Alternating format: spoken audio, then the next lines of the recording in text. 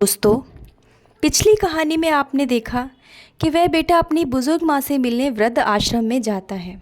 अब आगे, जब वह बेटा अपनी माँ से मिलने वृद्ध आश्रम में पहुँचता है तो वह देखता है कि उसकी माँ अपनी आखिरी सांसें गिन रही थी। माँ की ऐसी हालत देखकर वह अपनी माँ से कहता है, माँ, मैं आपके लिए क्या कर सकता हूँ? आप मुझे अपनी आखिरी इच्छा बताइए। बेटे की बात सुनकर माँ उत्तर देती है, बेटा, इस आश्रम में गर्मी और मच्छर बहुत हैं। तुम यहाँ कुछ पंखे लगवा देना। और हाँ, दूसरों का दिया हुआ खाना कई बार हम गरीब खराब होने से बचा नहीं पाते और हमें भूखे पेट ही सोना पड़ता है। तो अगर तुम चाहो तो यहाँ एक दो फ्रीज भी रखवा देना।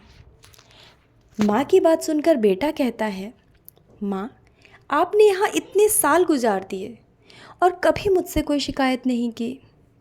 अब आखिरी इच्छा में आप मुझे ये सब बता रही हैं।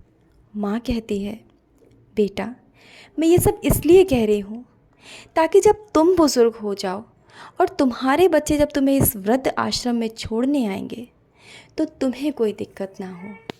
यह सुनकर बेटा अपनी करनी पर बहुत पछताता है। दोस्तों, इसीलिए कहते हैं हमें अपने माँ बाप का हमेशा सम्मान करना चाहिए। माँ बाप से बड़ा इस दुनिया में कोई नहीं होता है।